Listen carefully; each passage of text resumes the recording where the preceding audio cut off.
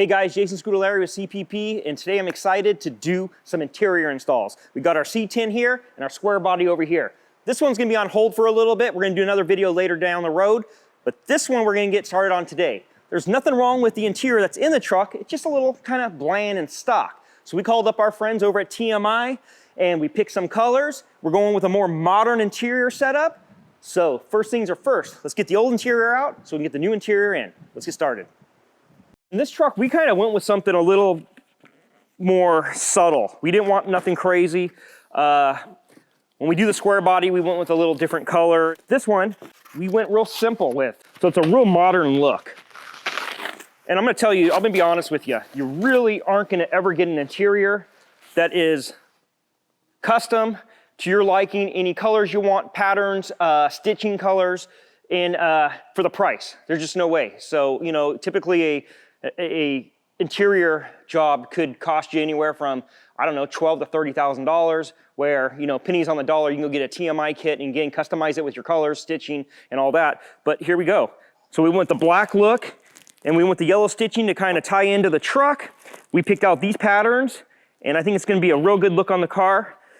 And they're molded, which is something I really like. So they're actually gonna come up and over, and they're gonna look like a real modern door panel. All right, so we got everything out of the truck, almost ready to start installing. One thing we are gonna do is keep the carpet in there. The carpet is formed really nicely over the tunnel. It looks really good. I mean, it looks new, so we're not gonna change that out, but you certainly can order carpet kit from TMI in all different colors. The other thing I noticed, the ECU was mounted inside the center console. I'm kind of trying to avoid that, so maybe I can get it underneath the bracket that holds the seat and our new center console. That way we're not taking up room inside our new center console. If I can pass that test, we'll go ahead and put the center console in and the 2 bucket seats. So let's get that seat frame installed.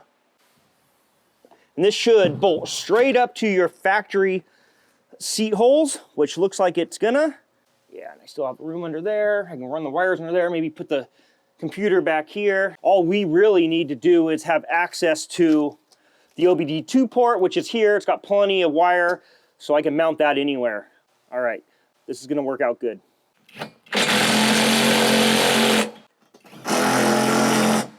So what we got here is what they call the buddy console. It is a center console and can convert into a seat also. Pretty cool. All right, like a glove. So far, the kit couldn't have been any easier to install. The boxes are harder to open than actually installing the kit. Look at that, I like this. So here we got our sliders and our hardware. Never hurts to look at the instructions. So they use these button head Allen bolts inside the channel of the slider. That way when you're going back and forth, you're not interfering with the top of the head of the bolt. So the handle that operates the slider goes on the left side. So what we're gonna have to do is get this into an area that we can actually see the bolt holes. And there's one right there. Everything's already drilled and tapped for you. All right, and we're gonna move this one down so we can get to the top of it. There it is. Go ahead and tighten. Okay. Now we'll get the right side on. So I'll just take the pliers to operate this. The spring's a little too tight for my fingers. There we go.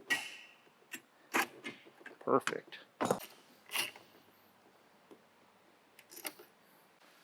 We're gonna link these together. Goes in, take one of the keepers, slide it over. There's one. Go ahead and do this side now. There you go. That operates our sliders.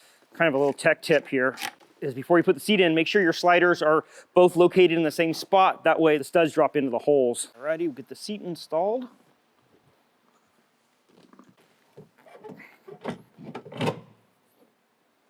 There's the back one. There you go.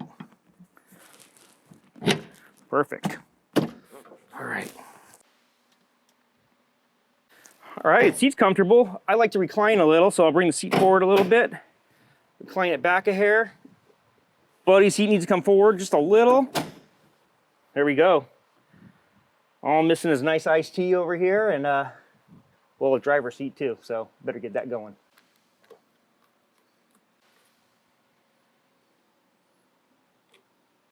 There we go. Beautimous. All right, so I got our template up here for our door panel. Our door panel is actually gonna start up here and come all the way down to here. I'm gonna drill out all the holes for the Christmas trees. And we got 2 holes here, which are gonna be for the armrest. So I'm gonna use a pilot drill first to get started. There's 2 panels here you gotta go through. All right, now that we've got everything drilled out with the pilot drill, we'll go ahead and take the template off.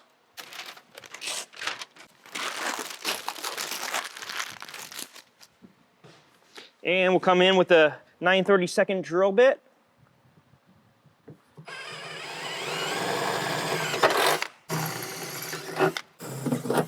Okay, 2 more holes to drill. We'll go ahead and take our other template, right there.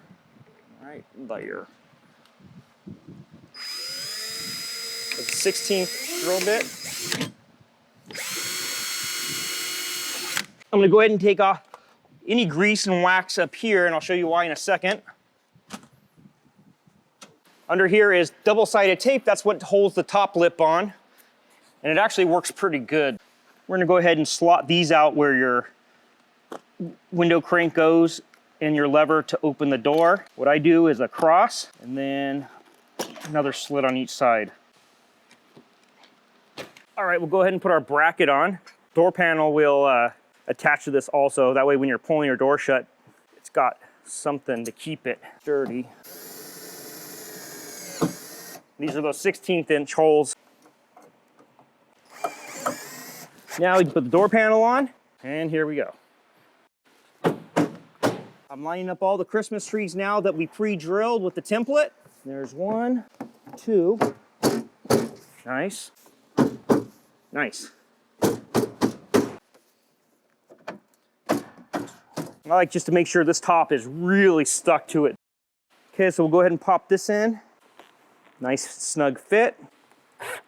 All right, that makes it very secure. And then they just supply this little piece of foam with a sticky side that covers the hardware. These to me are the hardest part of the job, is trying to get this in here centered. We'll get our window cranks. We'll get our knob to unlock and lock the door. We're cranking right along. Get it, crank. All right, the door latch first.